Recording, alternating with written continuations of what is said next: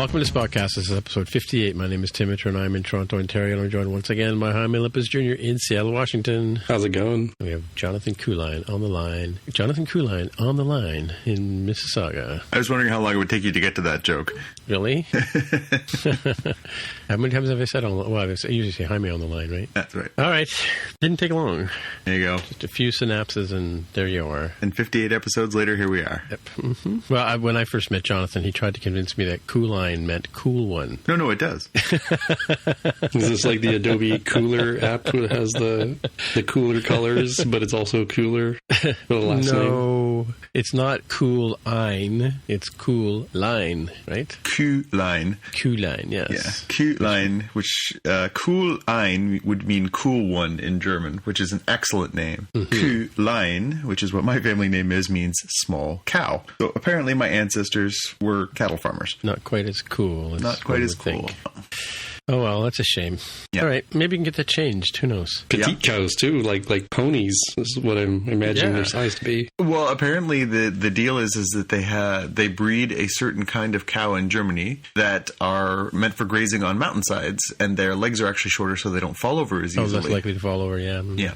Interesting. Because there's nothing worse than seeing your cattle roll down hills. Do you guys remember that cartoon? I think it was the Warner Brothers cartoon where they had the little tiny hippo that used to wander around the house? Yeah. They're little cows like that. That's the ones. Little Playmobil cows. Lower center of gravity, right? Alrighty. So did these cows had shorter legs, or they were like lower to the ground kind of thing? It's not had, it's have. They still exist. Yeah. But yes, they have a lower, smaller set of legs, so that way that their center of gravity is lower and they aren't as tippable. Tippy? So here in Canada, there's in the backwoods, there's a little, I assume they have it in lots of countries, but cow tipping. Harder to tip the cows in Germany, apparently. Yeah, now that they still have the bulk, but they're built like, corgis or dachshunds, but still, 800 pounds. That's right, they're the dachshunds of cows. They're missing the 20 pounds of leg that a cow would normally have. Yep. But they still have the rest of the 800 pounds. So last week I was flipping through channels, and I came across Cars, the Disney Pixar movie Cars, in French, on the French channel. So I watched it for a bit to see if I could sort of keep up with it. And they got to the cow tipping, or the tractor tipping. Yeah. Yeah, and they weren't saying moo when they fell over. They were saying something else, but there you go. Yeah, the various language onomatopoeias might have to be an after-show topic. Yeah. Alrighty, so let's do some fact check. So I got one here that I don't know why we didn't think. Maybe you guys noticed. I didn't notice, but Narek and Narissa are brother and sisters. It's almost like Romulus and Remus, right? How they rhyme and they're practically the same name. So this was back to our discussion last week as to whether Rizzo had been given a Romulan name? Yes. Well, her name, if you look in IMDb, her name is Narissa, and of course, Narek and Narissa. So it's like Donnie and Marie, right? I know her name was mentioned in this week's episode. I completely missed if it was mentioned before that. Her first name? Narissa. I completely missed that in prior episodes, although I definitely heard it in Don't think I've ever heard it. Yeah. Oh, really? Okay, good to know. Yeah. Alrighty. So, Jaime, you got some follow-up, right? Yeah. I was pondering and curious about, is it La Sirena or La Sirena? And I wasn't really going by how the show pronounces it, right? I went to look it up. And as far as I can tell, I believe it is La Sirena without the ñ part, at least as I try to translate through different translators and try to get it going back and forth. I don't know if there is a Sirena that matches up. I do believe, even if there is, the mermaid, given the mermaid tattoo, the siren mermaid tattoo that's on Rios' shoulder, makes me believe it's La Sirena properly and not just like, oh, well, that's what Jean-Luc Picard would use to say, right, given his particular accent. Right. So I assume it's also pretty similar to like the family last name Trevino that's pretty common, but people may know the golfer Lee Trevino, who I believe anglicized it, but I don't know for certain. Just given the era that he played in, he probably did. Do we have an official ruling on how we're going to say it here so we don't sound like complete dorky white folks? I think whatever they say on the show, which I don't actually, they probably say La Sirena, I think is probably how they anglicized it. And I think that's acceptable. If you want to say it closer to like how Rios says it, I mean, that's homework. You can practice if you want, but it feels like if you get a reasonably good try, I think it's fine. I appreciate the support. It's interesting today. There was a character on show who actually said Jean-Luc Picard the way the French would say it. I don't know if you caught that on the show today. She was female. I'll say that much. No, we'll get back to that. But without the this is a war crime kind of stereotype. So that's that's a different but the France you were talking about. Yes. G McGuire badge to the rescue. Yeah.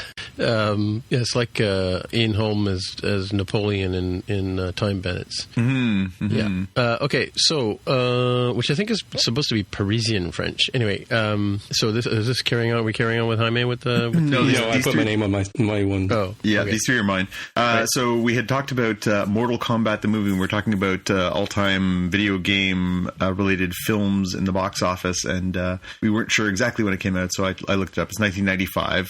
Jaime said mid-90s, so bang on. Yeah, so was that the first gaming movie that came out? I don't believe so. No. See, now wrecked everything. Like, and when you say gaming, I'm guessing you mean specifically based on a game and not like The Last Starfighter, which was based on going and doing, or Tron, which is which were not real games before. As I think back to my early university days, so it would have been 1979, 78, around there was when I first started playing things like Space Invaders, Pac-Man, Pong, Defender. Defender would have been probably 81 or 82, right? So yeah, I just wondering when the first sort of, gaming, like video gaming thing came out. Because Mortal Kombat was a video game, right? Yes, that's right. And still continues to be. I watched a special on that the other day about Atari. I should go back and check that out. I think it's on Netflix or something. Anyway, carry on with the. That's more food for future fact checks. This list that I'm looking at claims, and I don't know how comprehensive it is, claims that the first one, from a Hollywood perspective at least, is Super Mario Brothers, May 28th, 1993. Oh, right. That's what I'm seeing too. Okay, there you go. Well, that makes sense too, because it was sort of the one that started the whole Nintendo revolution, right? Yeah. Yeah, and that wasn't that based because Sony or something didn't come out with a system, so Nintendo had to go and do their own thing. Because Donkey Kong was before Mario, right? Right. Yep, but that came out through for home consoles on ColecoVision before it came out for Nintendo. Okay, yeah. We're going to dive down the rabbit hole of video games. Yep.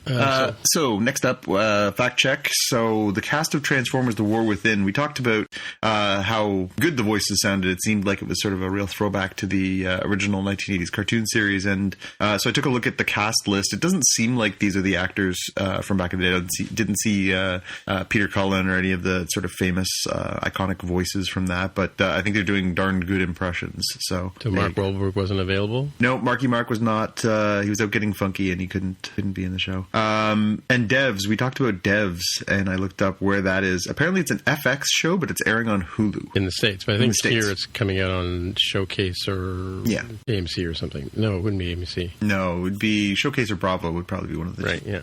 Cool. Yep, there you go. Let's dig in some headlines. There's a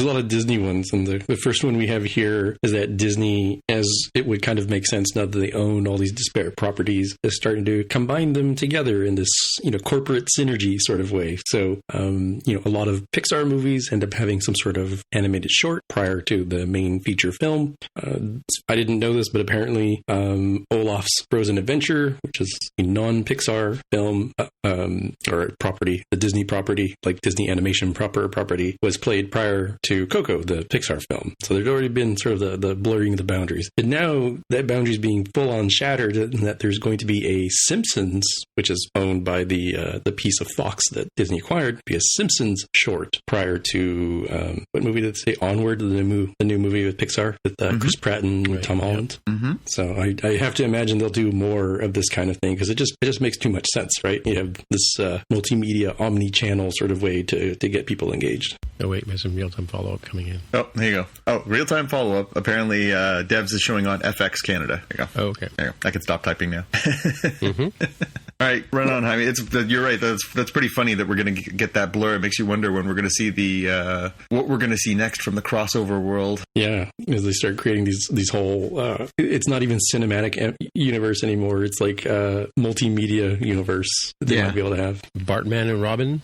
Well, no, that's Warner Brothers. But it makes me wonder if we really will get. There was a hilarious bit that Patton Oswalt did on an episode of Parks and Rec a few years ago, where he was basically basically merging. He was trying to do a filibuster on the show, and he was merging the Star Wars universe with the Marvel universe, and it was the Darth Vader versus Thanos, and it was just this great little 4-minute, crazy man speech that he gives. And you got to wonder if somewhere down the road they are just going to start doing these in an alternate world, Bart Simpson meets Darth Vader, who gets along with Captain America, because they can. Yeah, I mean, you could do an animated Avengers, let's say, right, that ends up having Radioactive Man from The Simpsons as just a normal character who shows up. Well, they did cross over Star Wars. It was Avengers. They crossed over Avengers with Phineas and Ferb at one point, didn't they?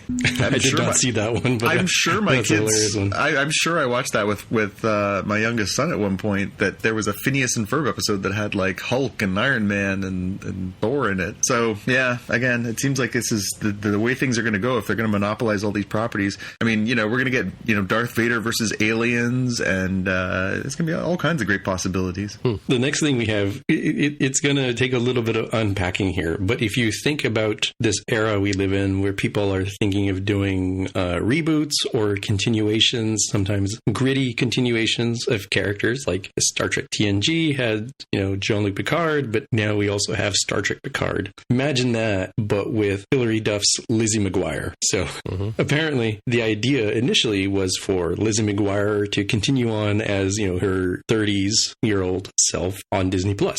But as you might imagine, the 30-year-old lifestyle doesn't limit itself nicely and neatly to a PG rating, which means it wouldn't fit on Disney Plus. So Disney's like, yeah, we don't want to do this anymore. And therefore, Hilary Duff has publicly asked Disney to move the Star Trek Picard equivalent of Lizzie McGuire to Hulu as an alternative, as the grittier, more adult-facing sort of property. So they're talking about killing it altogether, and this is her plea to keep it going? Yeah, it's a little unclear to me why they don't just move it over. I mean, I'm sure they thought, oh, Lizzie McGuire. I'm like, yeah, but now she's Sex and the City, Sarah Jessica Parker age, right? It's closer to an HBO show if you're going to do it proper. Can't be for tweens anymore. That doesn't make sense. Right. I wonder if she'll get her way. Vote with your dollars and your tweets. Let Disney know. What else is Hilary Duff doing these days? Haven't the foggiest.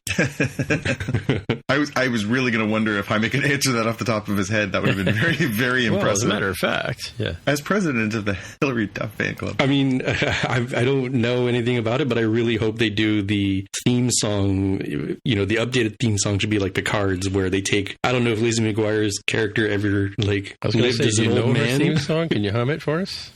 It's very hard to sing that little flute sort of sound that's sort of the haunting melody, but I hope they do something like that. Pick some melody out of the Lizzie McGuire canon, such as it is, and turn that into the grittier, orchestrated symphony style intro music theme song. Yeah, it sounds like one of those joke parody sketches, right, where you bring her back as an adult and it takes the dark turn. I don't know. It seems strange, the idea of doing a mature version of that. Well, they've actually filmed 13 episodes already, apparently, according to IMDb. Yeah, she was in Younger before that, and let's see. She was in The Haunting of Sharon Tate recently, or I guess just last year. And Dora the Explorer, she played the Ice Witch. There you go. Raising Hope, Wings. She has lots of voiceover work. Community. Gee, John, you should have known that. I don't remember her, but then it's been a while since I rewatched that show. And to be fair, I didn't watch Lizzie McGuire, so I don't think I can pick Hilary Duff out of a lineup. Yeah, Law and Order, isn't that where old actresses go to spend their career in a single episode? Yeah. Alrighty, moving on. Oh, it's me. Look at that. I put this up here for Jaime's education.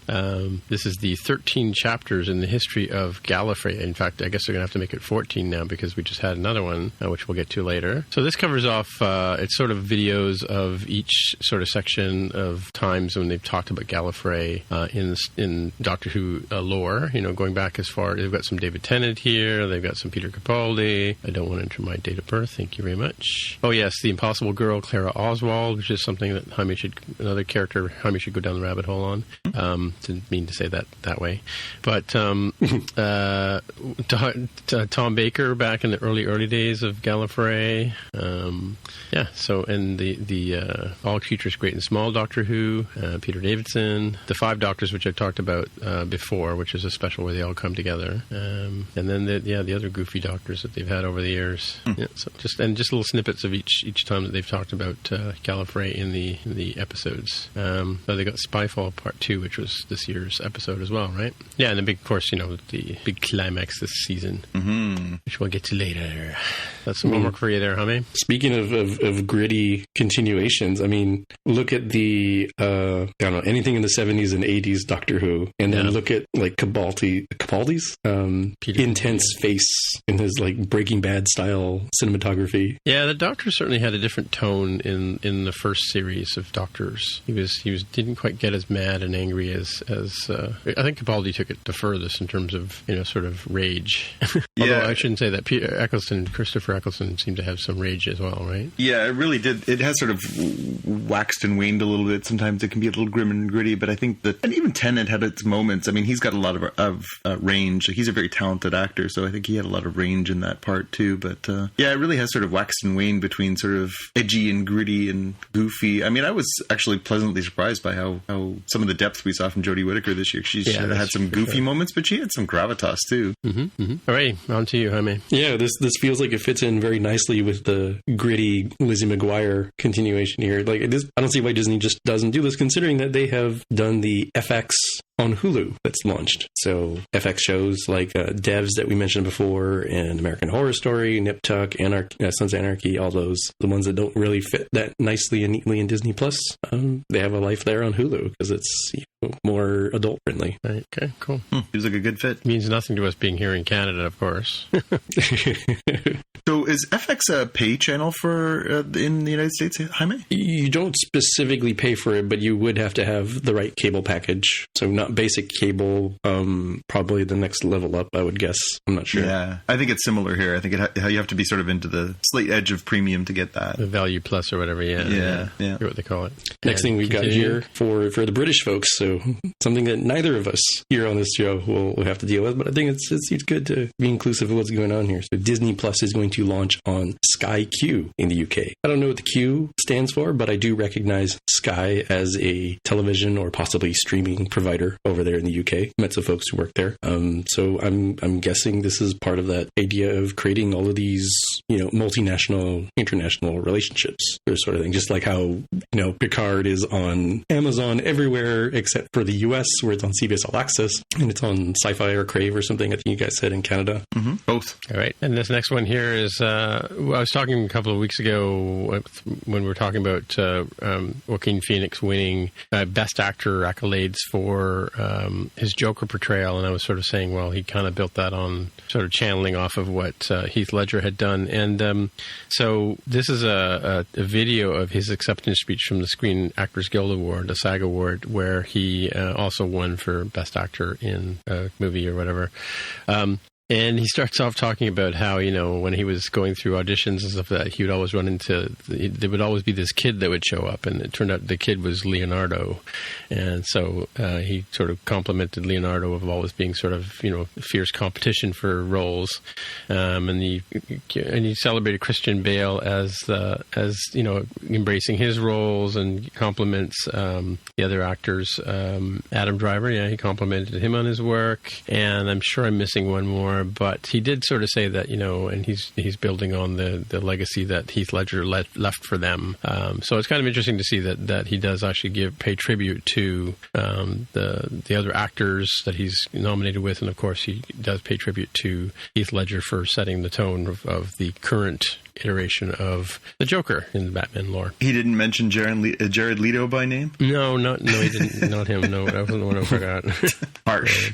Haters gonna hate. Haters gonna hate. Yeah. All right. So over to you, Jaime. Yeah. There's I don't know how to put this, so I'm just going to roll right into it. There is, this James Bond movie. There's no good time to die. Come on, you can just say that, right?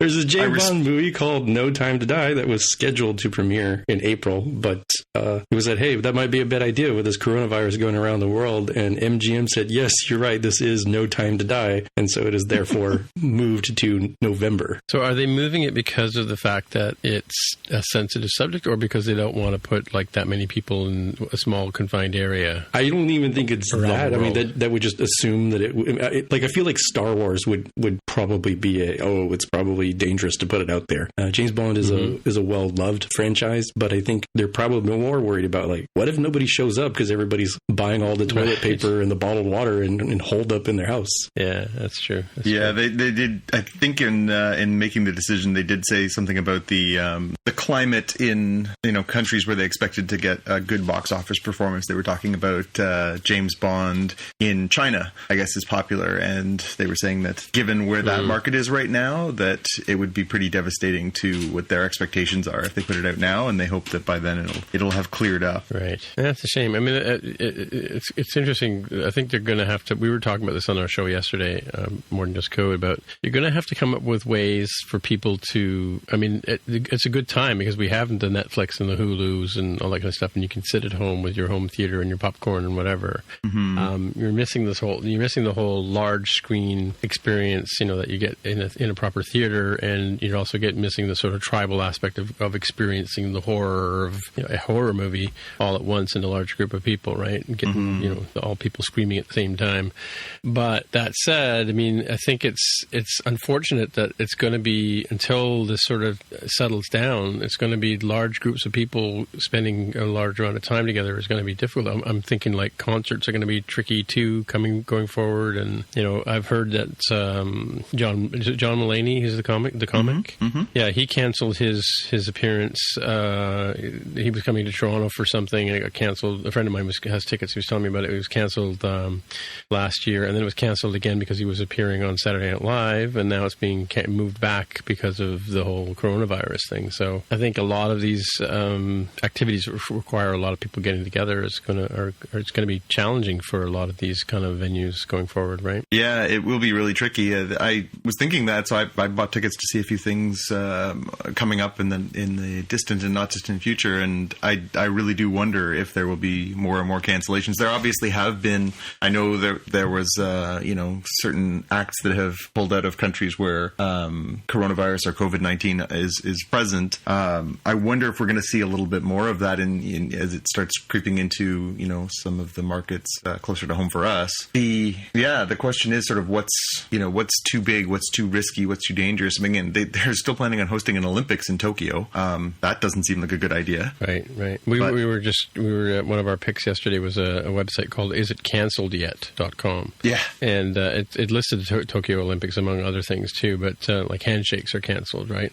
As well as conferences. Was more about the conferences and stuff. But why don't you roll into your next story here anyway, John? And actually just to quickly follow up on that, I did notice there was a news piece this week about the NBA, and they were telling their players not to accept items from fans. So don't pick up a jersey and sign it. Don't high five but fist bump. They were offering advice to try and keep their players healthy too, because obviously they interact a great deal. So again, it speaks to sort of the larger sociological impact as well. And to follow that up, I tagged this one on the end of Jaime's story. So there is a pretty major pop culture and comics show that happens every year up in Seattle called the Emerald City Comic Con. And story came out this week that a bunch of the publishers and creators are pulling out because obviously there has been an outbreak, a small one in the Pacific Northwest, and that's driven some paranoia. And so there's been this sort of exodus of publishers who were supposed to be there, like DC Comics, Marvel Comics,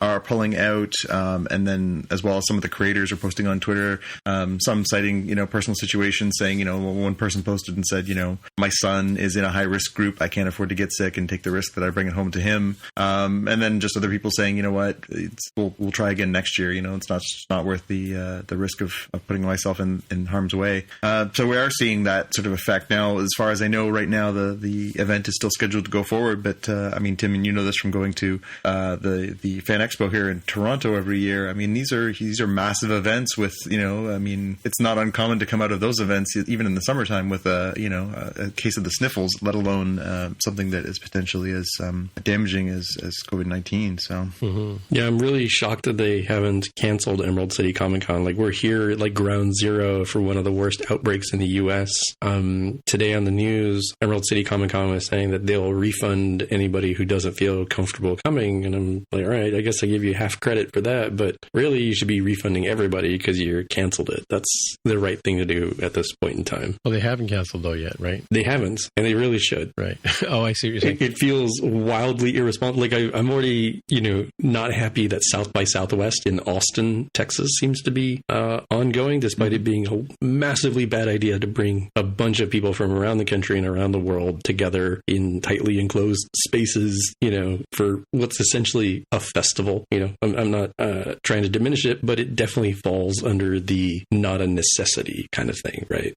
This isn't, travel to go get like an operation or something, or even to see like, your ailing grandparents. This is like, hey, we want to go have fun with music and entertainment. It's like, well, maybe that should be canceled just out of things going bad. It doesn't seem like a good idea. Well, speaking of bad ideas, I just heard on the news today that flight insurance, if you buy flight insurance now, they won't refund you if the reason why you don't want to fly is because you're afraid of COVID-19.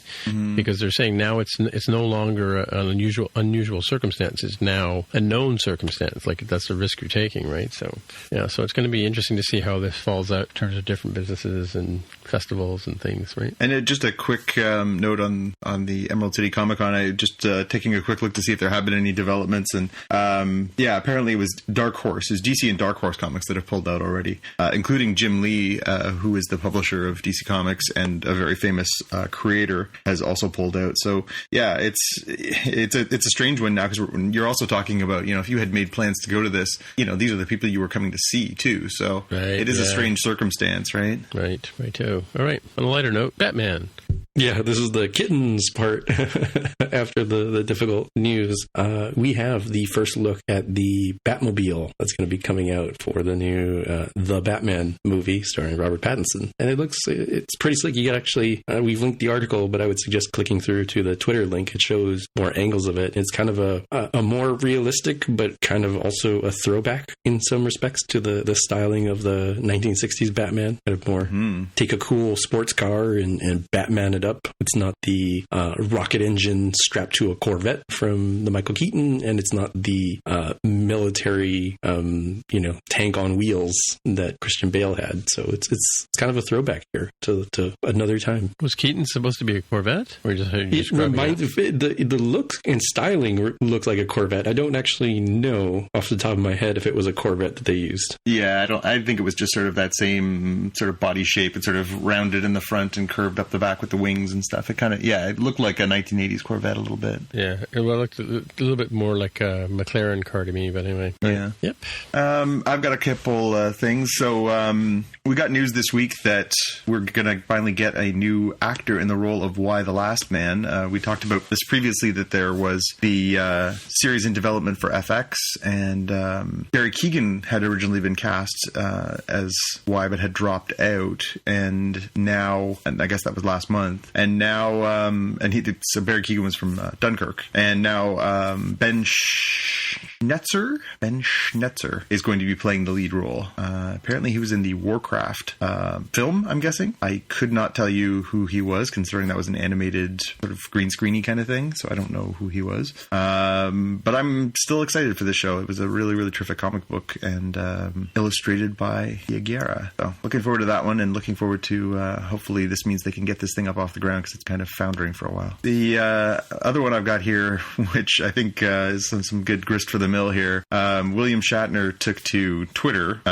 this week, which is always a lot of fun, and he was asked if he would consider making one more appearance as Captain Kirk on Star Trek, whether that's on Picard or in some sort of other capacity, and he said, the quote was, "I think Kirk's story is pretty well played out at this point." And of course everyone freaked out and was just sort of saying, that's just your opinion, and again, Bill is 89 years old now. He said that, he's still curious to see sort of what happens with the, the Quentin Tarantino rumored Star Trek. And, people sort of goaded him and, said, well, maybe even just a cameo or something. And he said, no, I don't do cameos. And he was sort of being a little cantankerous about it, but I guess justifiably so. I mean, again, they did kill his character 20 plus years ago. So I'm not sure what else people expect from him now. What do you guys think? Well, get off his lawn, first of all.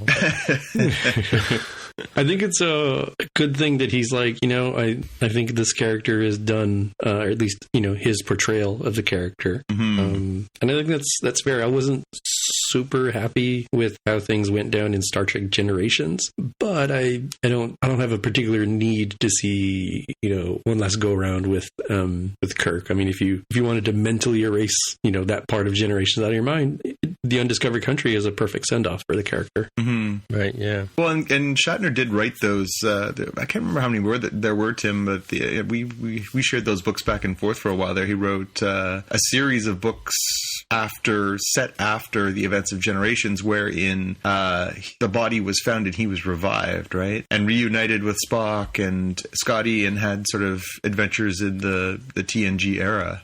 I always thought that those would make really good sort of animated pictures or something, some way of sort of continuing that for the people who were real diehard original series fans. I mean, it's interesting, like J.J. Abrams tried to do that with his Star Trek, right? Mirroring the characters in a lot of ways, right? Yeah. But then changing so much of the stories too, right?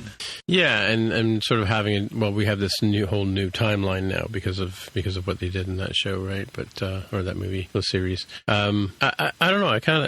I was hoping they would continue that in the same way that they had done the other Star Treks. Like they could have just kept rebooting the stories. In a different way, what they've been doing, right? But yeah, bad. I agree with Shatner. I think it's he's just not the same guy anymore, right? Well, and at a certain point, like what kind of performance are we going to get? He's 89 years old.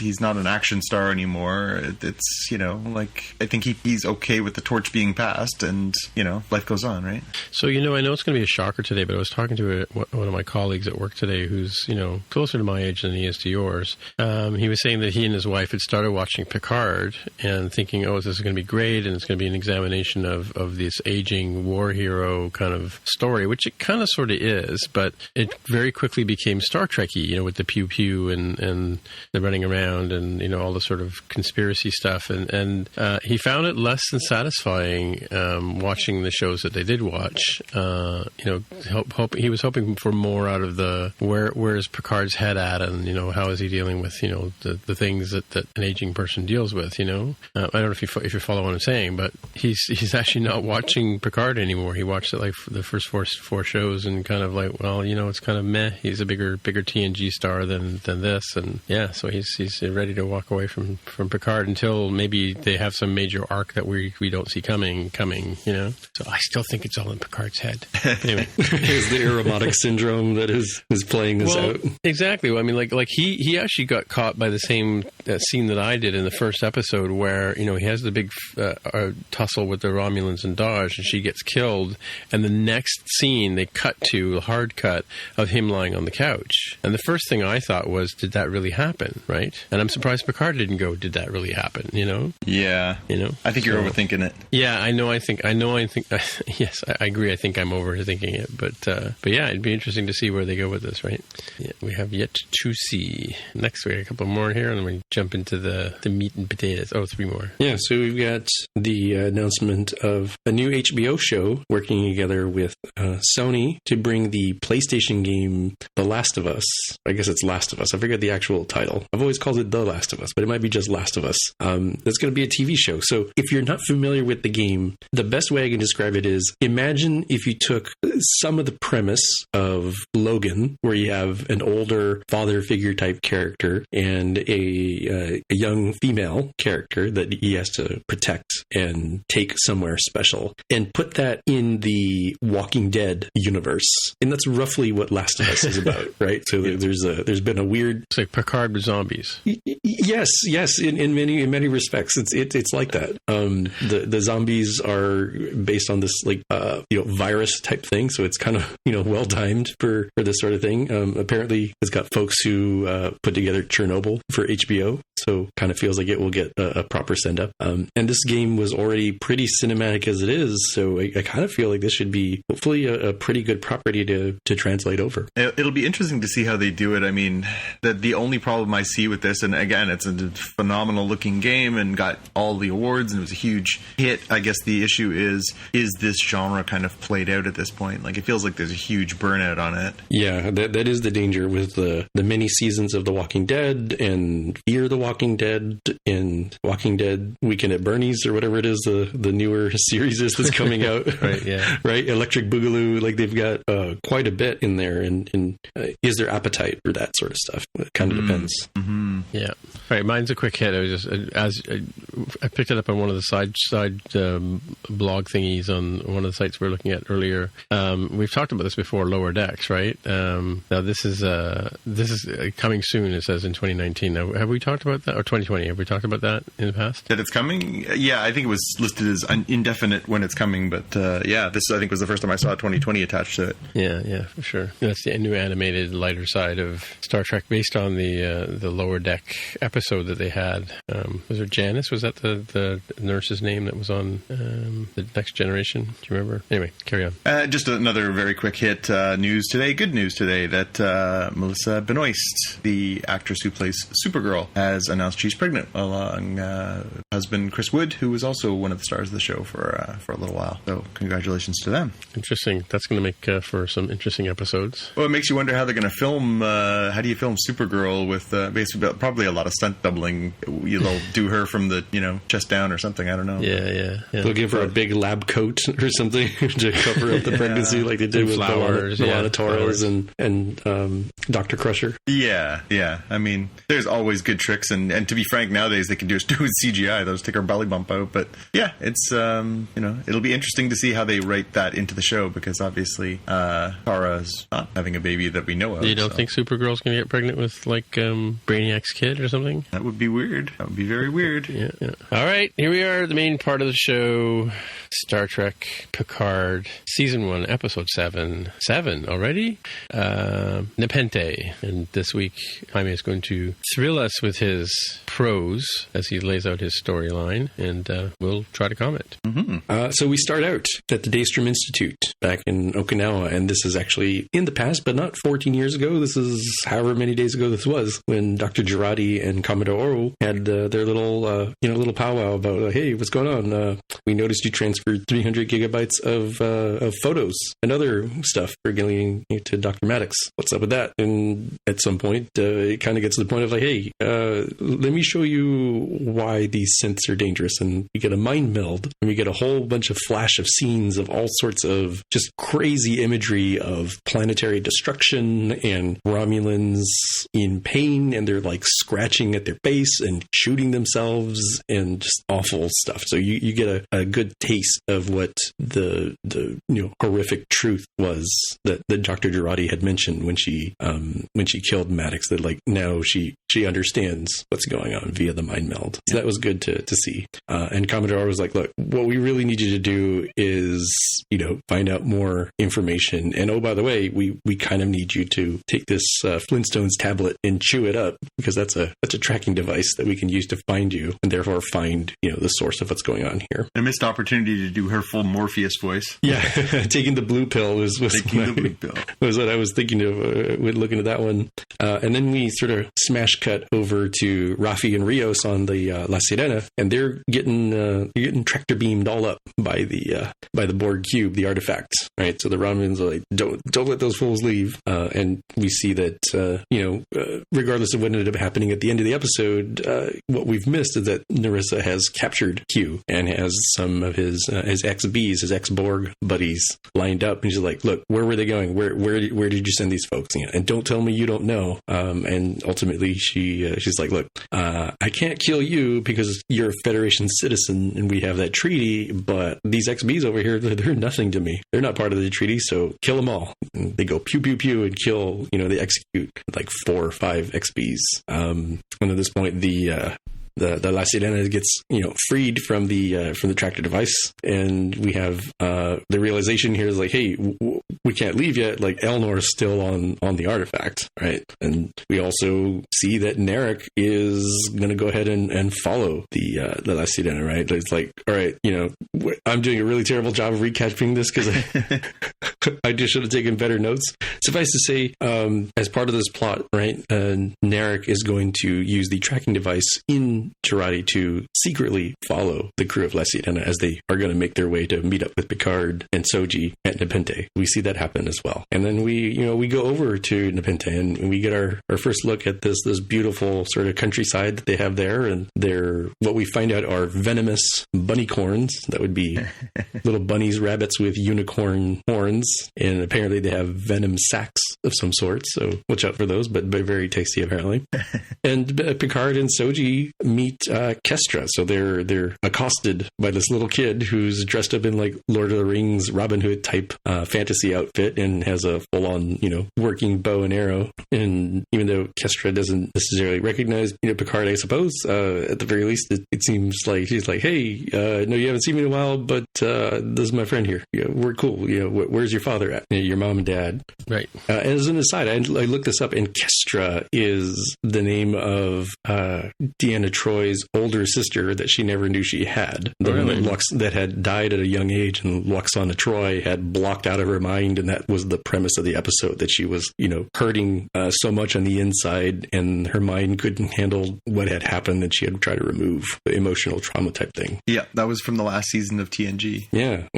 We get a mention of Commander Data, which apparently Kestra is very familiar with from having presumably talked with Picard, or at the very least her mom and dad about. We get to see Deanna Troy coming out, before that, though, Kestra spills the beans to Soji, that because Picard mentions that who's your father, and Picard says, well, do you remember Commander Data? And she goes, you're an android? To Soji. I don't think anybody's actually said to her, you're an android yet. Oh, yeah. That's true. That's sort of the extra realization there, right? The self-identity issues that surround Soji. So we get our first chances to see, Counselor Troy, who's like, what's going on? Are you in trouble? You don't normally show up. And Riker is, grating cheese for a pizza. And he's very shocked and in a happy way to see Picard. But he's like, also, wait, are bad things happening? Great. Computer, red alert, shields up and, turn on everything. And Alexa, yeah. Yeah. It's like, what's going on? Is it the Kzinti, which I looked up, they are an animated series species. They were like giant cat people. Yeah. And there's like, you're saying anti-cloaking skins we should use. Like, probably means Romulans are coming, so yeah, we better deal with that problem. And we do get confirmation that Soji must be a synth because Counselor Troy, being half Betazoid, is able to read emotions. And after having her own conversation with Soji, she relays to Picard, is like, I can't read anything from her. There's no emotions coming out at a telepathic type level. Mm-hmm.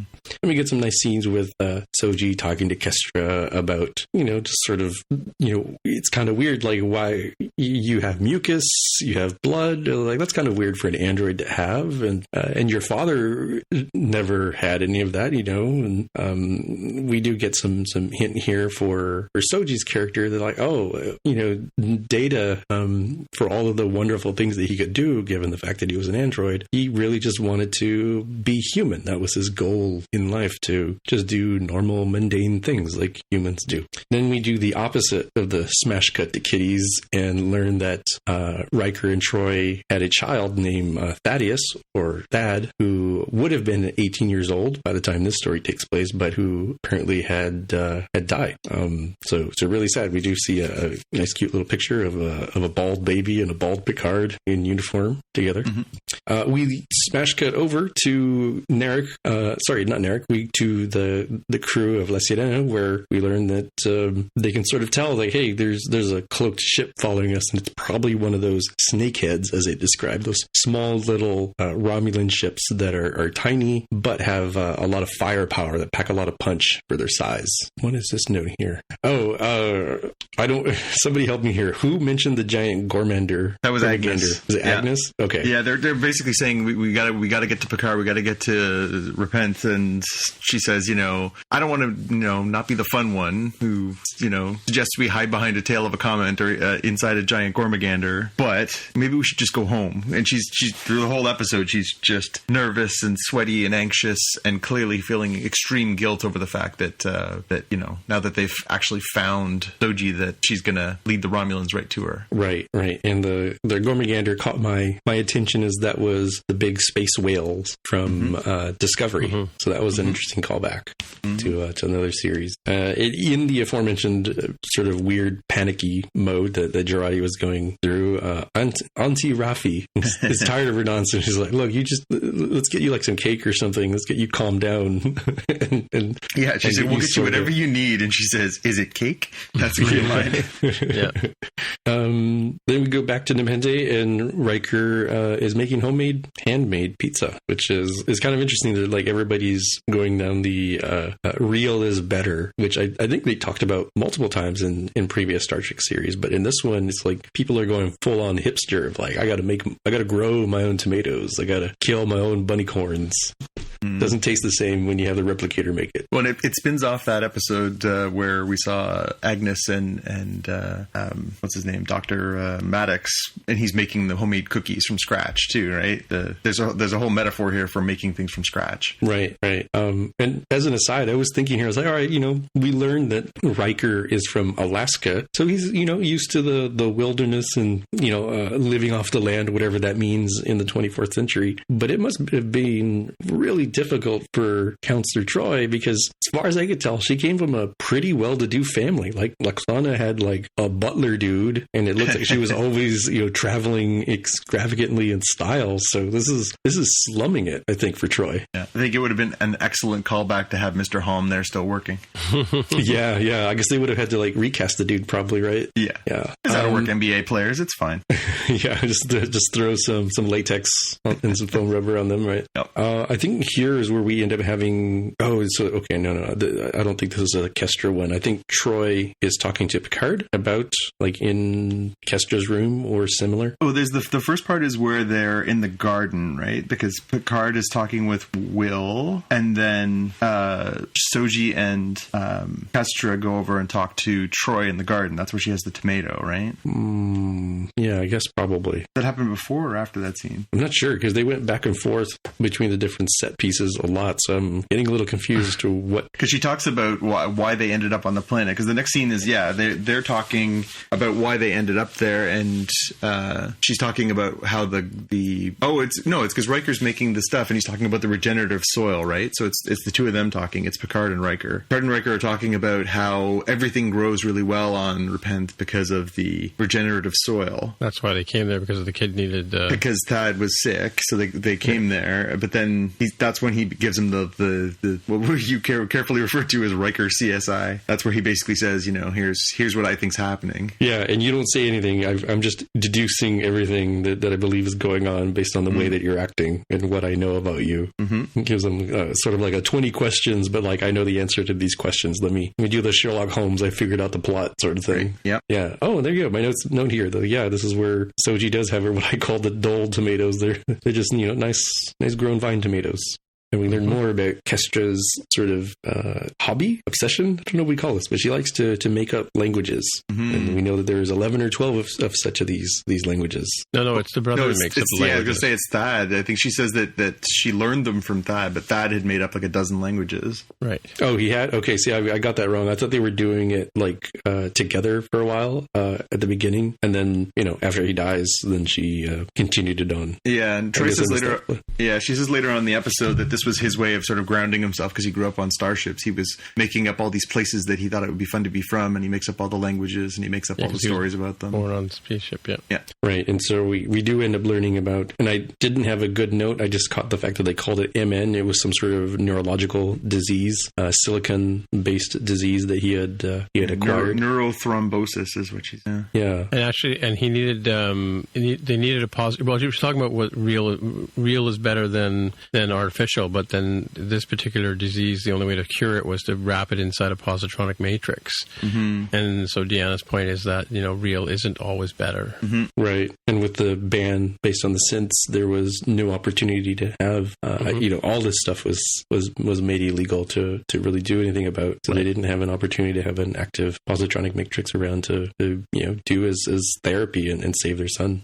Yeah. There's a little bit of comedy here as there's what turns out to be a burnt tomato, but looks like a fire starting in the pizza oven. And Riker saying cancel red alert, which I'm like, oh, I guess this works better than voice assistants today because that seemed like it should have turned off all the shields and everything that he'd sent up earlier. Right. It does what modern tech does. And the scene right before that, before we cut back to the artifact, there's the scene where Soji has been talking in the garden with Troy and Kestra, but then Picard comes over and sort of confronts Soji's having a real problem with reality. She thinks she's being tricked again. She thinks she can't trust anybody. She's having a really tough time, and Picard comes over and sort of pushes her a little bit, challenges her to sort of, oh, of course, that's what's happening, ha, ha, ha, and sort of pushing her. And then Troy sort of runs him over a little bit and sort of says, listen, don't be a jerk, like this person is hurting and, you need to be yourself. You need to be, kind to her. You need to understand her position. And that sort of sets up the next scene between all of them. Right.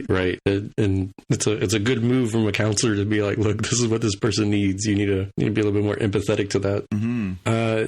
Then we switch back over to the artifact where Hugh and Elnar are like, all right, we need to take over this cube and we need to end up stopping this plot, right? This is getting out of hand. And Narissa and her goons are like, are you dumb? Obviously we were keeping surveillance on you. We know what you're saying. And they're going to pew, pew, pew and ninja there. And they do, and they have a pretty cool fight scene. But unfortunately, this poor naive ninja here gets convinced by Narissa, like, look, this is the Kolambawat. I forget what his ninja group is called. You remember with the Romulan name of his sect?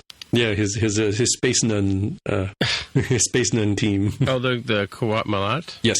Right. Narissa says this is not how those and how the Tal Shiar fights a Kawat Malat. Yeah. Well, she doesn't say Tal Shiar. She actually uses the other name, the Jat Vash. Jat Vash. Yeah. Yeah. So she convinces them like, hey, why don't we punch it out? So they do kung fu, but oh no, Hugh can't leave well enough alone. He had his face exposed around the corner watching what was going on, and she takes the opportunity to throw a little like throwing knife, I think is what it was. Yep. And gets him in the neck. So poor Hugh. Another XB bites the dust. Yep. And a familiar face again. Sad moment for a character that obviously had some tragic beginnings and a real sort of happy life and trying to recover these XBs and a tragic ending here. Yeah.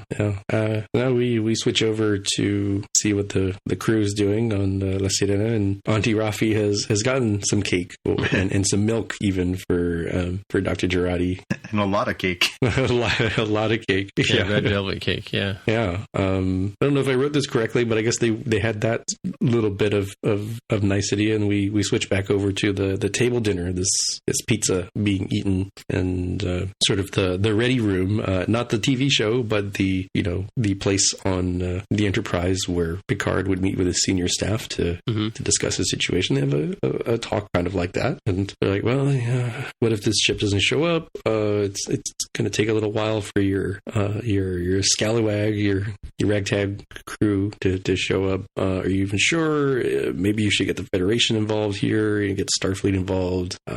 how are we going to end up finding this particular planet that has, 2 dark blood red moons and a lot of lightning? And Kestra, who probably shouldn't be texting at the table, but she does, and she finds the answer. She's like, oh, I found it on my little iPhone here. And they're like, oh, well, all I did was I just texted Captain Krendel, who used to work with you, and they told me where it is. So now we know the planet, or at least the characters do. So did she really call Captain Krendel, or sent an iMessage, I guess, a text message him or whatever? Yeah.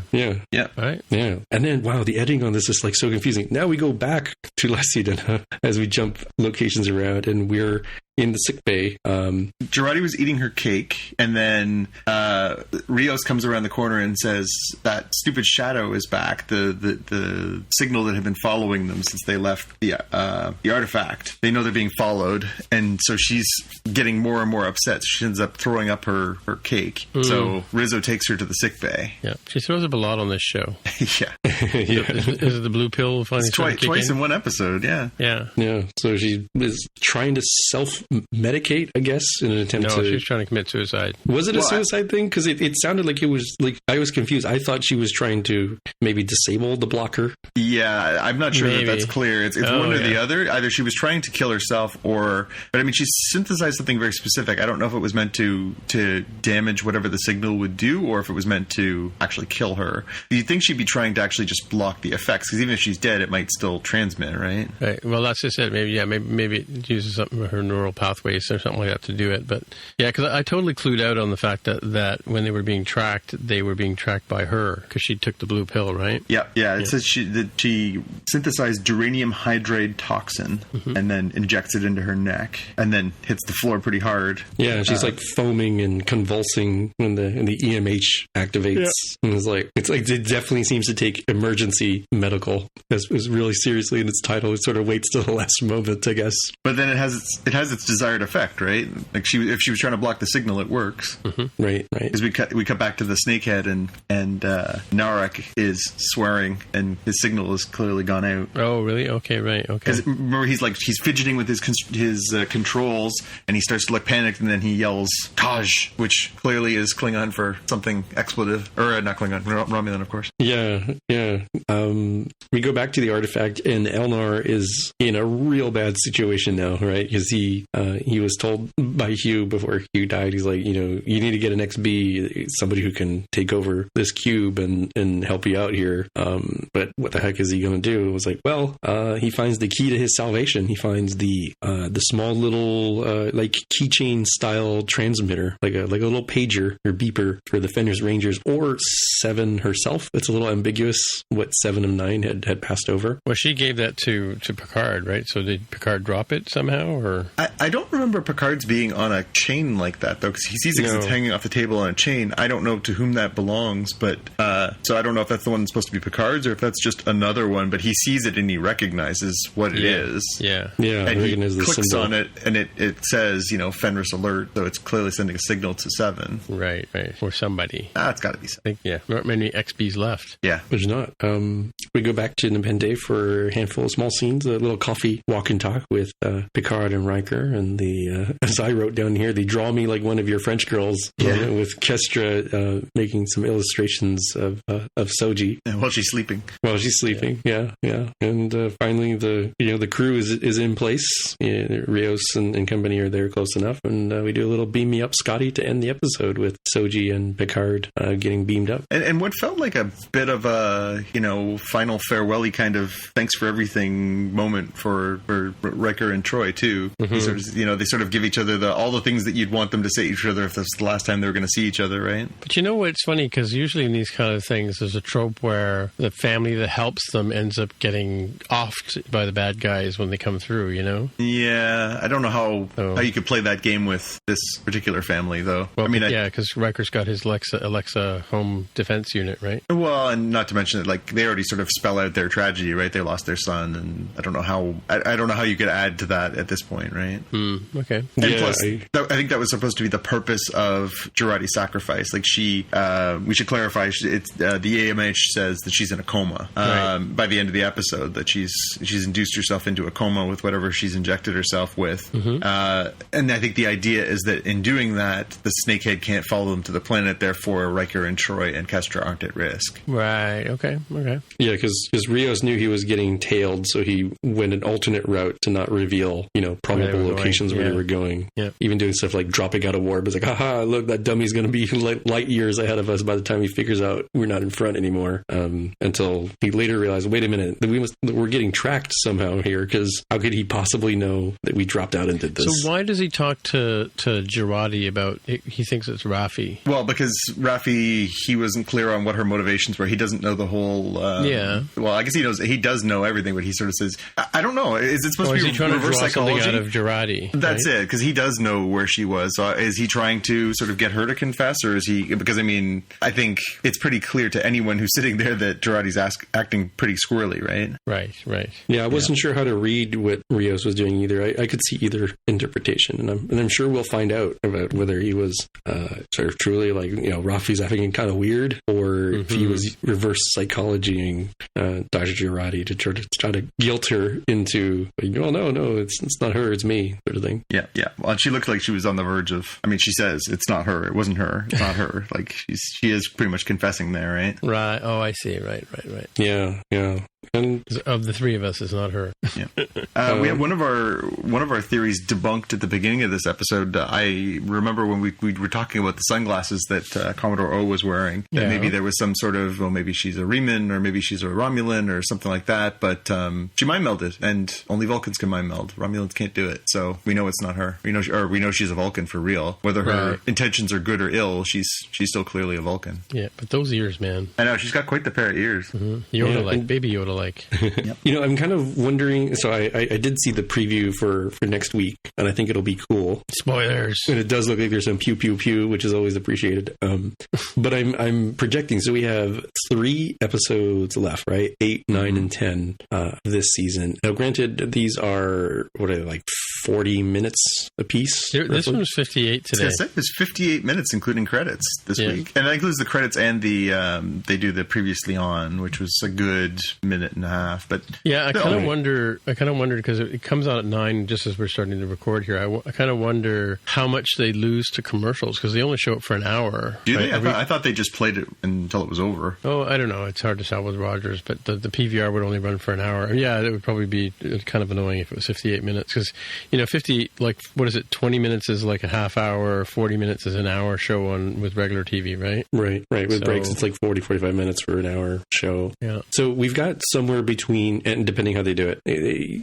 2 to 3 hours worth of content to go, which on the one hand, that's kind of like a movie, right? You could have a full movie, beginning to end with that. But my hypothesis of what's going to happen in very general terms is I think a main part of this arc will get resolved, but I think this will lead very heavily on, and you got to see season 2, because this doesn't feel like it's wrapping up anytime soon. Right. This was a kind of a long episode, though, didn't you find? Like with the bouncing around and stuff. Didn't it feel longer than the other episodes? Well, they were doing the 3 different settings, right? They were on the artifact, they were on the ship, and then they were down on the planet. I think if it was any tighter, it would have been tough, because I think if you're going to bring back Counselor Troy and you're going to bring back Commander Riker or Captain Riker, it really feels like the fans would expect a lot of time between them and Picard, and a lot of data download on what they've been up to. And, I think you just got to be careful with the pacing of an episode like that to not get the blowback on it too. Yeah, but I do think it's doing the modern thing of, and there's different degrees here, right? There's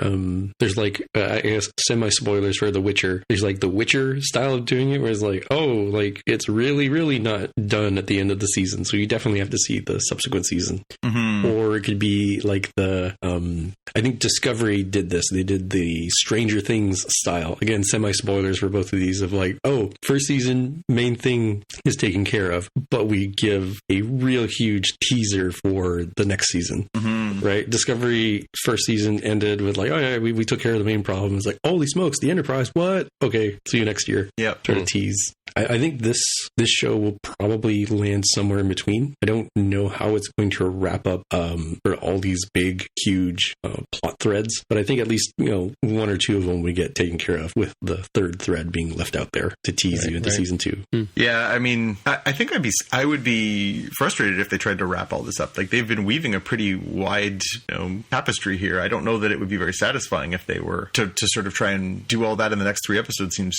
you're right. I think the pacing would be really off. Yeah. So you have to deal with count them. You have to deal with what's going on with the synthetics, right? Who or what made them go bad? What is the deal with the home world of synthetics for the Maddox style synths or androids? I'm not really sure what to call them.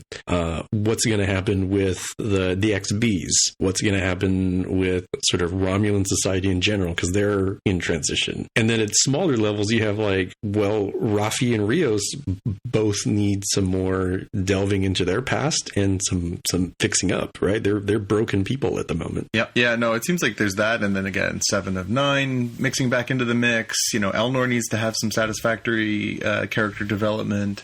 The whole conspiracy, the whole, the conspiracy, not just, who did this to the synths originally, but, like all the involvement of the Vulcans and the Federation and the Romulans. And yeah, they're weaving a pretty big, pretty big tapestry. You want to kind of see them get into it, right? You want to see them, again, obviously they've already confirmed they're doing a season 2. I don't know how many seasons they have of this in them, but yeah, I think you're right. I think we'll be lucky to sort of get to the next thing now that the obvious one, and you've seen the preview, but the obvious one is now they know where they're going, right? So thanks to Kestra, they know where they're supposed to go to. I think I wrote it down. It's the Vought system and the Gulian sector, thanks to Captain Crandall. So, logically they're going to head there. They're going to try and get some answers. We know that Narek and Narissa are hot to get on them, and they'll try and figure out what that is. But yeah, I think it's going to be a fun next few episodes. Again, I feel like this series was a bit of a slow burn for the first 2 or 3 episodes to sort of get us actually into space and get things rolling. And then the last 3 or 4 episodes have just been really rapid pace and really moving along. Even though this was 58 minutes, it was a breezy 58 minutes. It kept moving. Yep. I'm going to call it here and say my prediction of the final scene for this season will do what Discovery did and be like, oh no, here's this situation. Oh, what? The Enterprise? And then see you next year. That's what I think. I think the Enterprise will make its appearance. Oh, and then you can go buy the model in Egomos or something. Sure Discovery's not going to come back at this late stage? In Picard? Yeah. Well, they're traveling through time now. It'd be crazy. It's like, oh, they have the TARDIS now. They can do crossover. That. Right? So where are we? We were just in the 30th century. It's like, oh, you're almost in the 25th. All right, that's cool. I guess that's better. We're closer to home. Yeah. Well, speaking of TARDIS, we talk about Doctor Who. All right. Big sigh. No. What did you think of this? Do we want to recap or just dive in? Do you know what?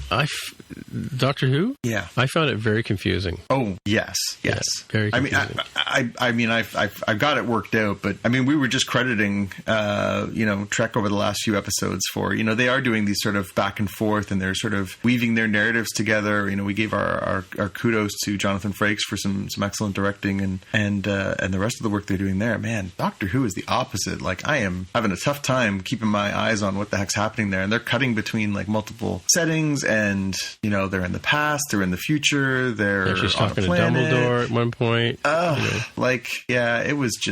It was kind of all over the place. Not in my estimation a particularly well made episode, if anything beyond that. No, I found it very confusing. I was watching it late at night for the first part, and I just couldn't keep up with it, and then so I turned it off, and I watched it the next day to watch the rest of it, and it was just the first chunk of it was like super confusing, and then just like, is it a dream? Was it in her head? All that kind of stuff, right? Well, and then they took the the new showrunners for the last couple of years kind of put their stamp on the show by completely rewriting Doctor Who's history from the beginning. Yes. So just to recap that, they basically changed the story. So the story always was that Doctor Who was one of the Time Lords. The Time Lords were this sort of eternal race that lived on Gallifrey. Well, originally Doctor Who was one of the last of the Time Lords. That's right. That's right. And they were sort of this, all-powerful group, and Doctor Who was sort of the rebel of the group, and it was sort of, went off planet to go have his/her own adventures, and they've sort of done this whole thing now to sort of rewrite history, to sort of say, no, actually, they were just a simple people who, then developed, one of them explored space, found this mysterious child, and then that child had these mysterious abilities, and they all copied those abilities, and then, but that child was Doctor Who. But that's it, and the child, it turns out, is Doctor Who is actually the character, because again, I think we were sort of thinking that it was going to be the robot, the Cyberman, that was the backstory that we saw last episode,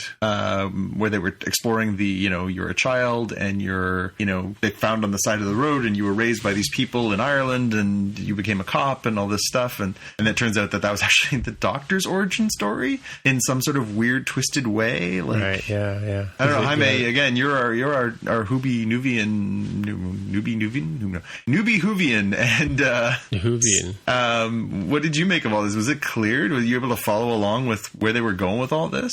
It's interesting because I come in not knowing the canon, so I just sort of roll with stuff. So it seemed a lot simpler to me than it seems to you guys.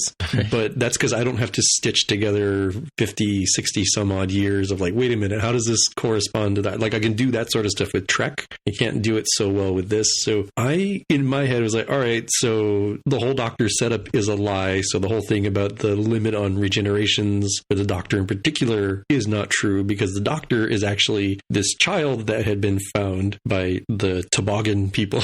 It's like Shabog or something. And they had experimented and realized that regeneration exists. They're ultimately able to take the regeneration power and splice it into what I guess became the Time Lords people's DNA. And at some point, the ruling body, the government of the Time Lords, decided that, hey, nobody should live forever. So you get, was it 12? 12, yeah. 12 regenerations. Yep. And doesn't explain the 13th Doctor. Well, and it just goes beyond that too, because then we are seeing other glimpses of other lives, and it does obviously brings clarity to what we had talked about with the other Doctor that appeared earlier, right?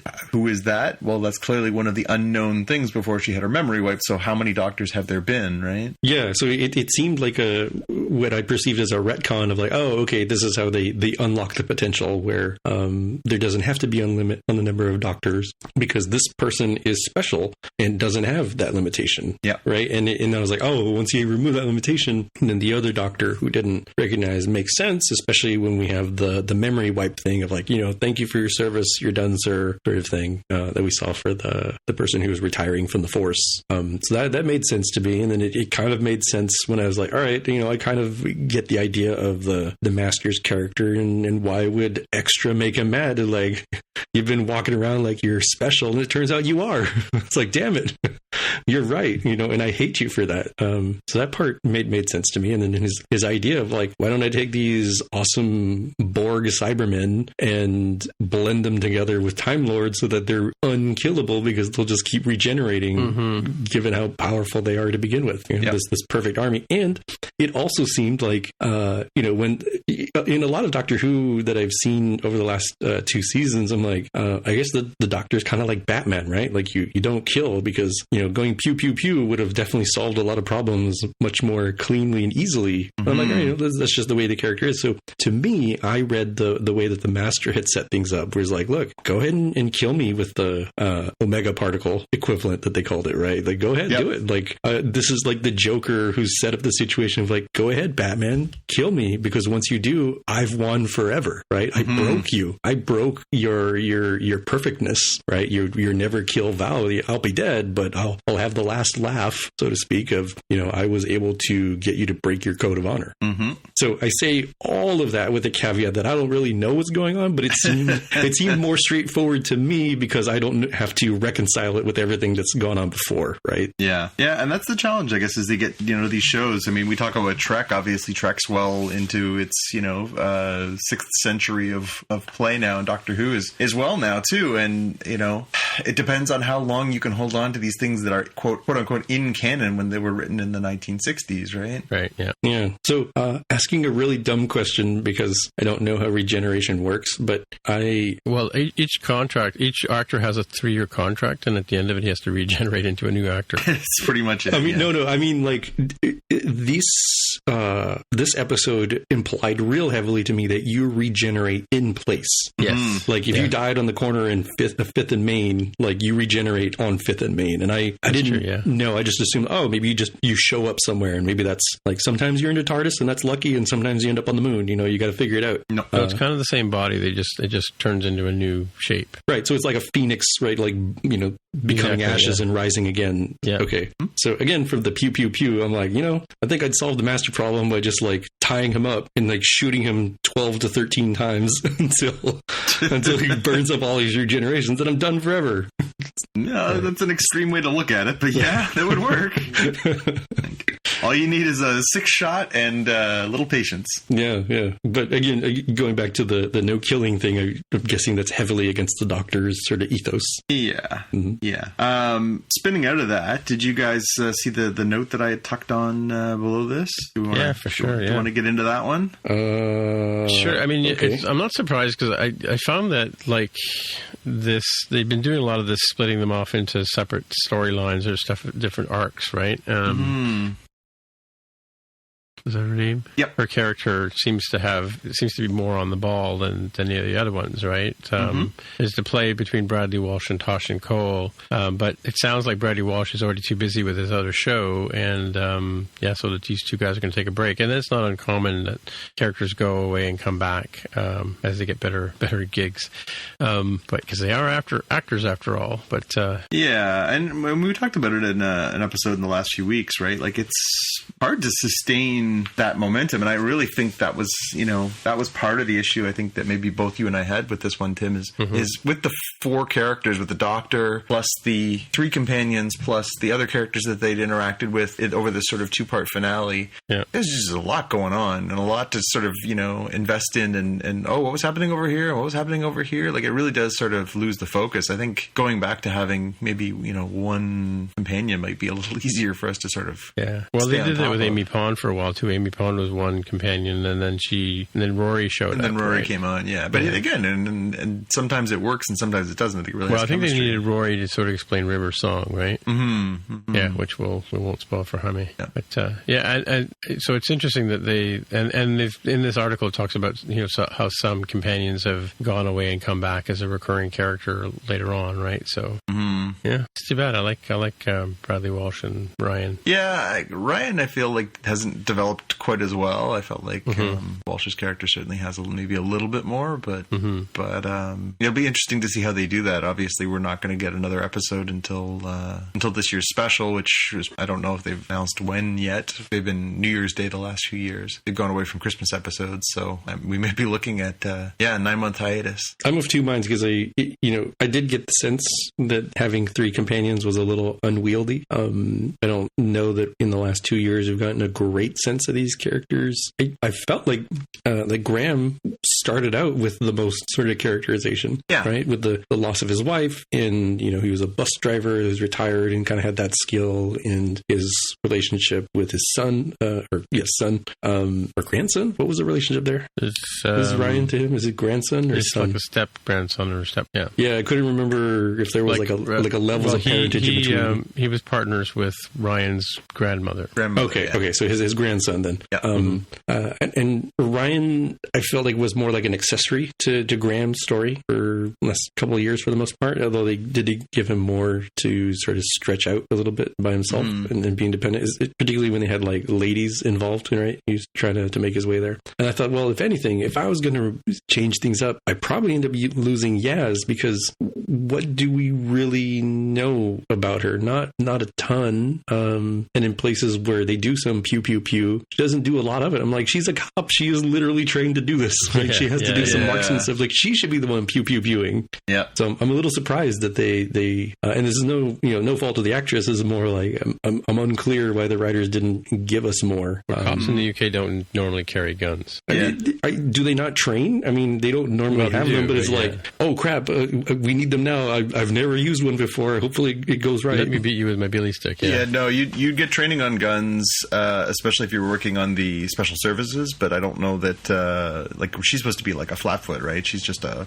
beat cop. She walks around and patrols the neighborhood. I don't know if that would be part of her training or not. Yeah, I don't know what would go on, but I just internally thought, oh, maybe it's like military boot camp training, where even if you're going to end up as like a communications officer or a medic, it's like you got to learn how to shoot guns too, because you might end up having to do that. You might never touch one again after boot camp for the rest of your career, but at the very least you would have done it. Whereas Ryan and Graham, like, they're not Americans. They sure as heck have never touched guns, right?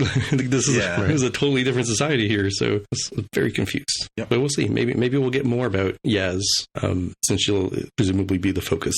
So since this is the wrap of that entire season of Doctor Who, what are your overall impressions? I mean, we talked a little bit about how it sort of, it started off with a sort of two-parter, and then there was sort of a few one-offs. Then we had the reveal of the new Doctor, and then a couple more sort of one-offs, and then in the two-part finale. What are you guys' takeaways from this whole season? Are we happy with it, sad with it, frustrated with it, want to see more of it? It's okay. I mean, I like this Doctor, right? And I do like the companions. It was tough to get into the companions at first, right?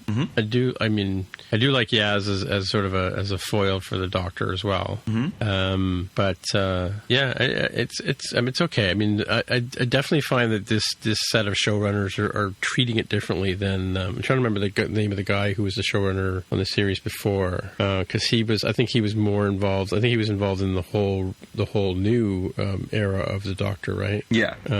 What's his name? Anyway, these new showrunners are just starting to go in a different direction, and that's a bit odd, right? In terms of the sort of canon pieces, like they now have a new TARDIS, right?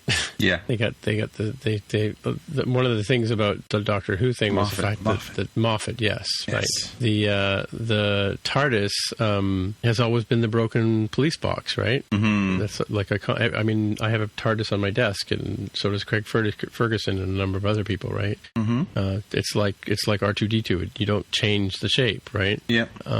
That's easy enough to fix in an episode or two, though. Yeah, I suppose. You take away these things so you can bring them back. Again, that's why they kill Superman and bring him back. That's why they kill Captain America and bring him back. Well, I mean, she keeps losing her TARDIS in this series. This season and last season, right? She lost it, and she lost it at the very beginning, right? Because she fell out of the TARDIS. Right after she transformed or regenerated. I don't know. It's okay. I mean, it's enjoyable. I'd still like her better than Capaldi. He was a bit of a grump, right? Yeah, and I think he sort of leaned into the way the story was being written too, but it was a little heftier. Again, Jodie Whittaker's very charming. Like, she's a very, very charming person. Yeah, she's got the silly and the smart all rolled into one, right? I honestly feel like I feel like the letdown on this, both this series and the series previous, is the companions. I'm not loving the mix. Right. Yeah. All right. For me, I think this season, and I think it's more extreme is not the right word. There's a bigger disparity for me in my head between this season and last season. I think last season, was a decent introduction for me. Like the Doctor, the difference between the arc stories or episodes and the standalone episodes weren't really that distinctive to me in terms of did I prefer one over the other very distinctly. Whereas this season, I felt like I really didn't like the standalone episodes, and I liked a lot the story arc episodes. So that's... Yeah, I do. The standalones, I agree with you, Jaime. I think the standalones were better last year. Or at least there was less of a disparity. Yeah, and I think the well that they dipped into too much was the... how do I even call it this? The environmentalism? I guess environmentalism. It was like watching Captain Planet episodes is what it sort of felt. It was a little too on the nose. Yeah, it was not subtle. It was not. Right. But definitely dug the lone Cyberman stuff. Definitely dug the Master's whole plan here and what he was trying to do. At least as I understand it. Maybe if I knew more about Doctor Who, I'd be like, oh, this is terrible. Look, this doesn't meet whatever the Gene Roddenberry equivalent of Doctor Who is vision. Right? Maybe I'd be very angry on on Twitter and Reddit or something, but I liked the ARC stuff this time. All right, let's move on to our watch list, shall we, folks? Jonathan, what you got? Yeah, so I just thought I'd flag this one just because it's coming very quickly. We talked in the last few episodes about Westworld and the final trailer that's come. It's coming out on Sunday, the March 15th, so it's rapidly approaching.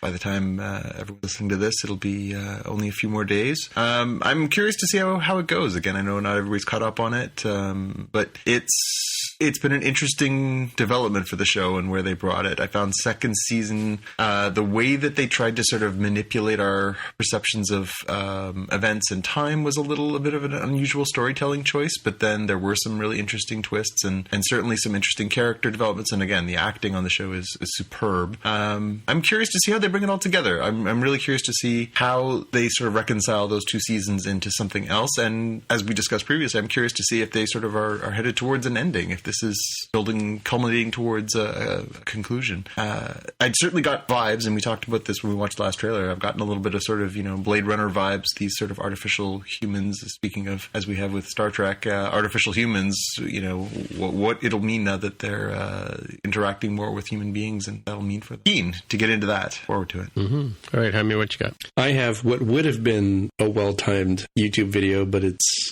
not so much. I guess you have 7 months to contemplate this 10-minute video. It's called, the YouTube channel is called Lessons from the Screenplay. Then this one, they cover Casino Royale and how action reveals character, in this case for James Bond. And it does a pretty good job. I don't want to steal the thunder too much, but it does a pretty good job explaining how the action, particularly for the first, opening scene of Casino Royale, really helps, set the stage for not only the James Bond character as shown in Casino Royale, but really setting the stage for this era of the franchise, right? That this wasn't the older, suave, sophisticated, this is tons not your of gadgets. James Bond. Yeah, it's not a Roger Moore. It's not, a Pierce Brosnan. It's not a Sean Connery. This is a younger, more fit man, but also less experienced, less nuanced than just this blunt instrument. It's just this bull in a china shop just trying to do whatever possible to get things done. And when you watch the video, I'm like, yeah, I'm pretty convinced that without really explicitly stating it, turning to the camera and stating this,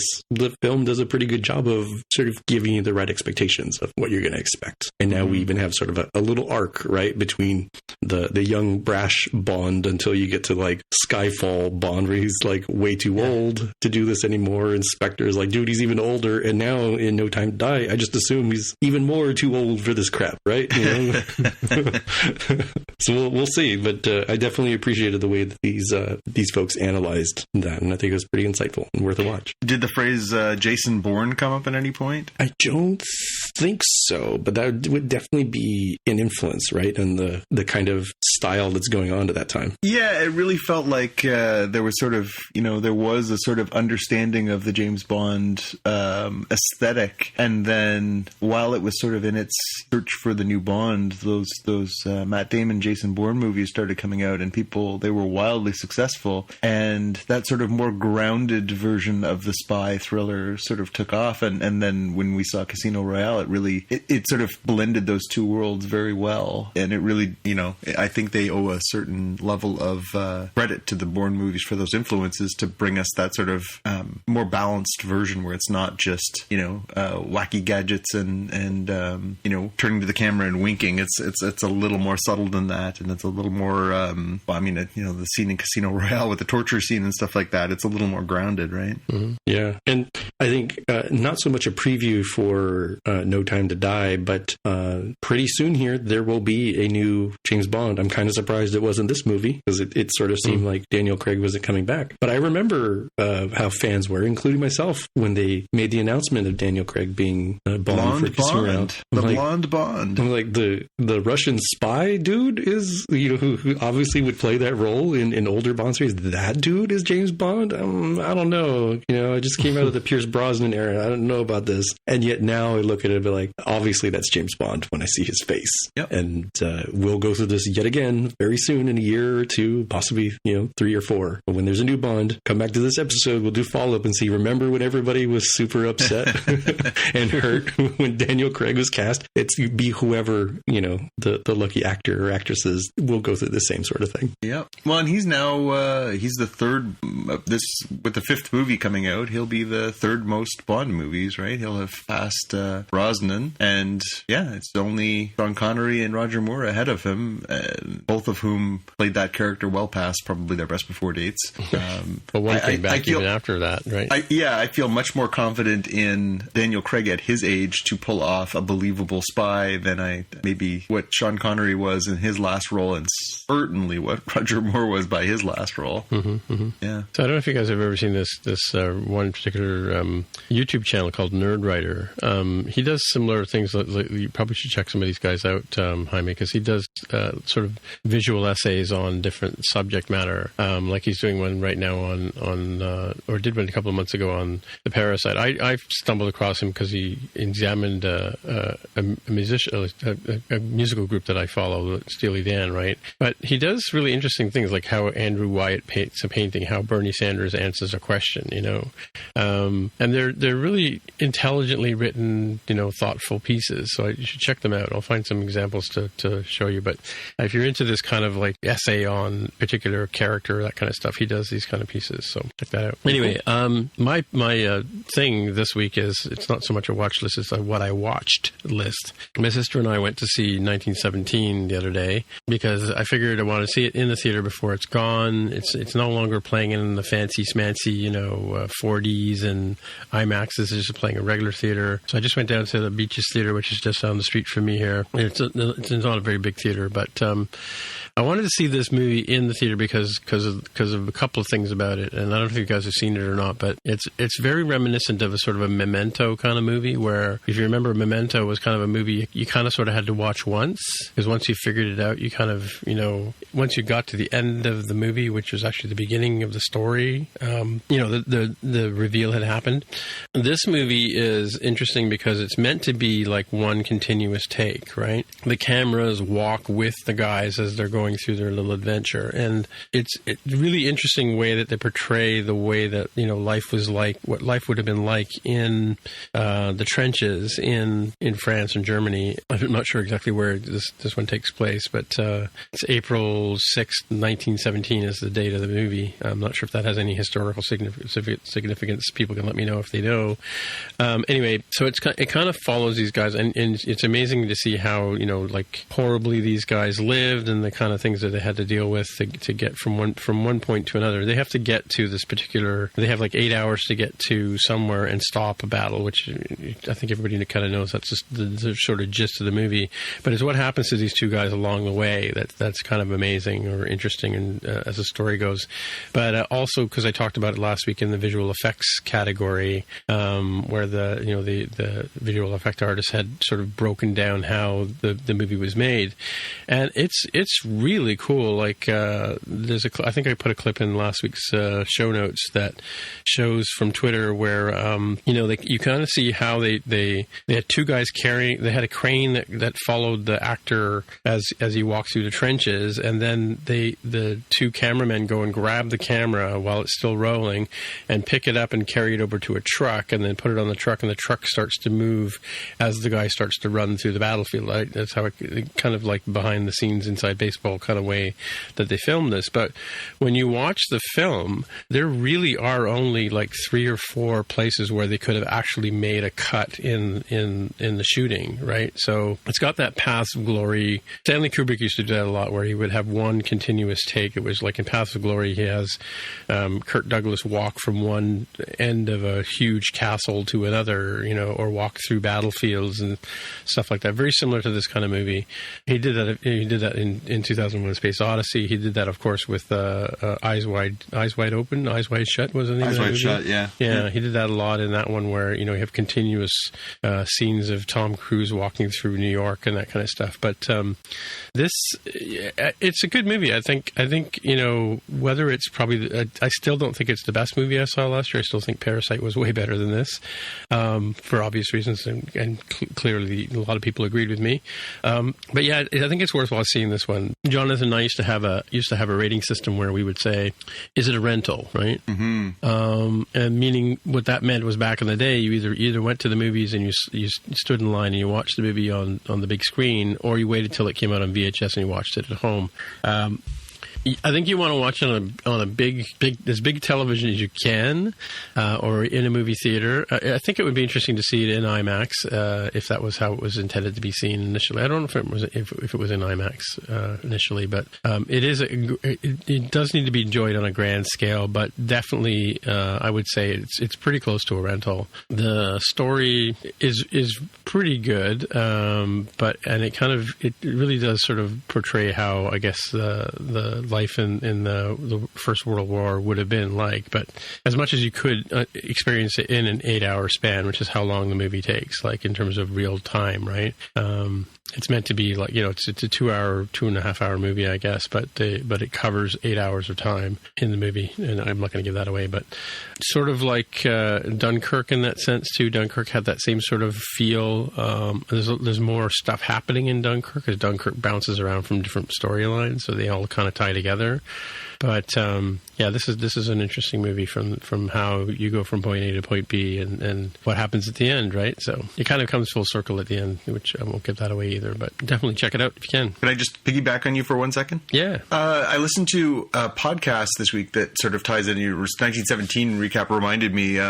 So there's a podcast called The Rewatchables on the Ringer podcast network. And Rewatchables, the idea is these are the movies that you love to just sit down and rewatch. If you stumble across them on TV, or if you see them, sort of partway through, you'll stop because you love this scene or that scene, or just they're just very rewatchable movies. And so usually it's any number of the staffers from The Ringer, which is a sports and pop culture website, that do this. But I guess around the holidays, Quentin Tarantino joined them for a couple of episodes, 3 in a row, and they let him pick the movies, and he picked Dunkirk as one of his movies. And so I listened to it. It was about an hour and a half, hour and 40 minutes of him and a couple of the senior editors and film critics on there talking about why Dunkirk. He basically starts the argument by saying Dunkirk is the second best movie of the last decade, really? and then talks about it from the director's perspective, from the filmmaker's perspective, all the tricks, all the stuff. And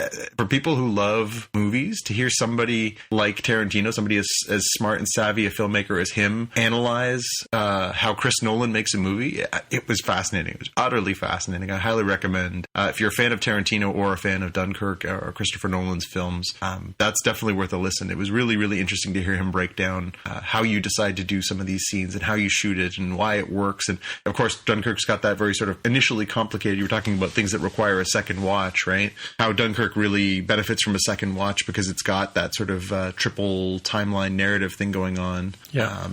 And interesting to sort of hear somebody like that break that down. I would definitely say 1917 is a rewatchable. Like you could. I think if I flipped a channel and it was on, I would stop and watch it. And I would say that for any part of the movie, you don't have to watch it from the very beginning to the very end, but it does help from the point of view of knowing the story. Mm-hmm. It is a fascinating film to watch because I do know a lot about how movies are made, and because I've seen a lot of them, and I've sort of gone behind the scenes and watched the making ofs and all that kind of stuff, and I did watch a bit of making of this one for as much as we could before it's actually coming out on Blu-ray or whatever. But it is a definitely a rewatchable movie for sure. Cool.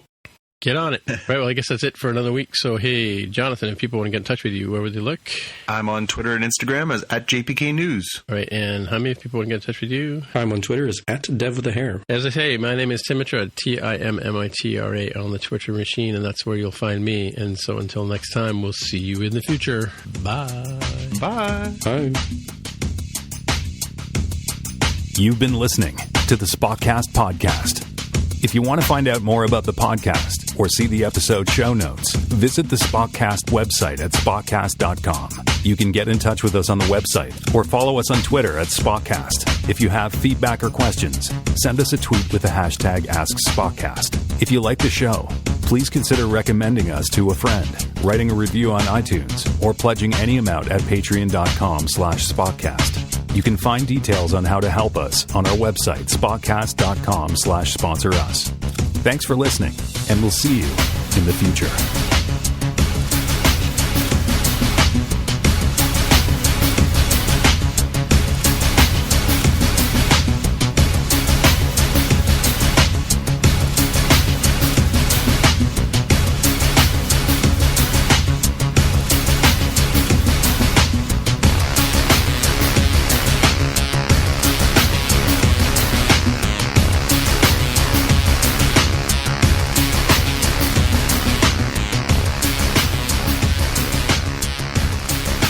actually said two to beam up today, didn't he? He did. Two to beam up. Beam me up, Scotty. And choose not to die. And he never called Wrecker number one. No, it's true. Hey, by the way, was this episode directed by Wrecker? No. Oh. No. I saw on Instagram today that Isa Briones, the woman who plays Soji, posted a picture from the set of this episode, right. And it was her with the three of them, with Marina Sirtis, Jonathan Frakes, and Patrick Stewart, but also dropping by the set for a visit were Michael Dorn and LeVar Burton. Oh wow! Really? So she's got a picture of her with the five of them, and she's just like, yeah, like pinch me, you know? Oh like, my god, yeah. You know, like, again, you're only a couple away from a full house on that one. Yeah. What's your Twitter handle? That's a good question. I think it's just Isa Isa Camille Briones. ISA. She's a fun follow. She's having a really good time being. How do you spell it? ISA. ISACamilleBriones. Not coming up. ISACAMILLE. Anyway, it's a verified account. So, but yeah, she's a fun follow. She's having a good time, sort of enjoying the spotlight, and she posts a lot of the Instagram stories where she's just finding herself in these weird situations and makes a little video.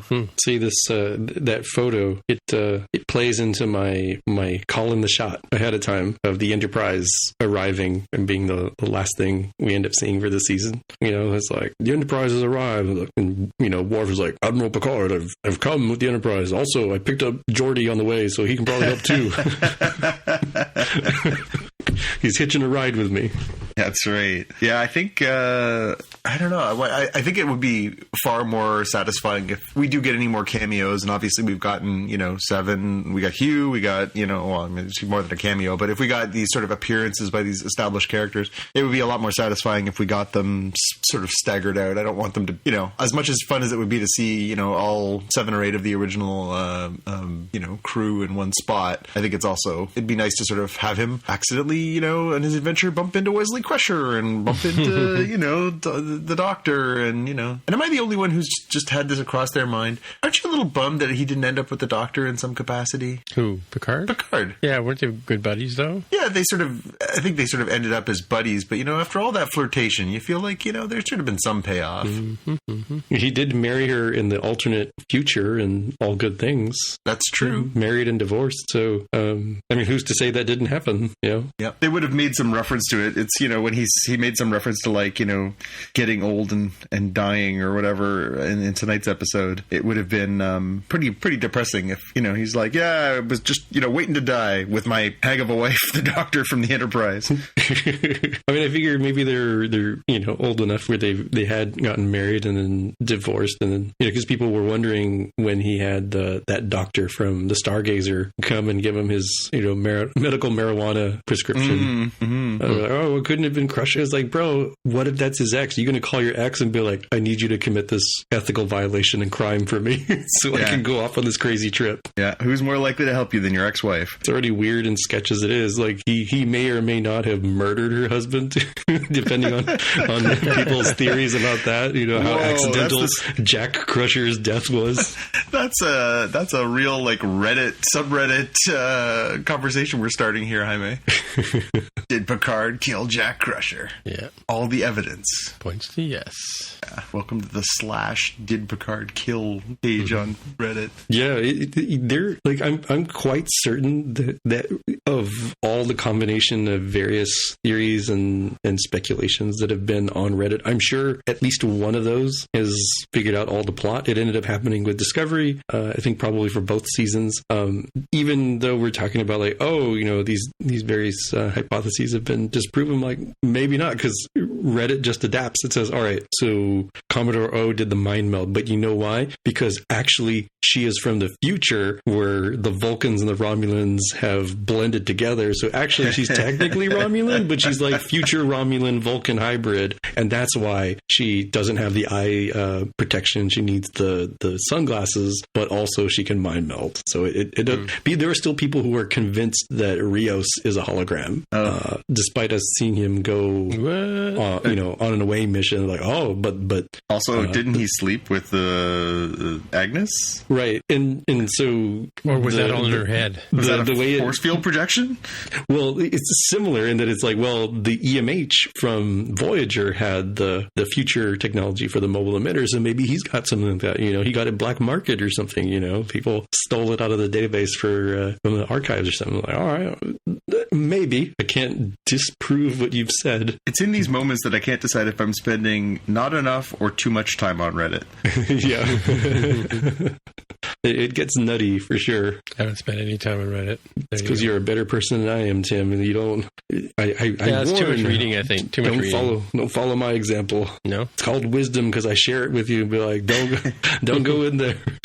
Right. And the one of the fails, I think, isn't Daniel Craig supposed to host SNL this week because he was going to be promoting the new movie? Oh, was he really? Yeah, that's true. I think so. Oops. But isn't that going to happen or no? Well, it's still happening. Yeah, he's rehearsing right now, so I guess it's got to come back. I guess they got to reschedule him. Hey, I got this great movie you guys want to see. It's coming out in like 8 months. Mm-hmm. Yeah, I mean, I imagine he probably showed up on like Colbert and Jimmy Fallon, and he's been probably on every show, right? Mm-hmm. Now they got to do it all over again, or we're talking in generalities so they can rerun those episodes without anybody being the wiser. Yeah. That's what they'll do. They'll just re-air that episode of as a rerun next year. Remember that time Daniel Craig was on? Yeah, that one time. This one time, SNL. Yeah. All right, I think it's time for bed. Yeah, me too. Gotta call it a day or a night or whatever. Hi, May. We look forward to hearing more about your excellent job opportunity. We're hopeful that you will have a great endeavor. Was it join the NHL team in Seattle with my witty puns?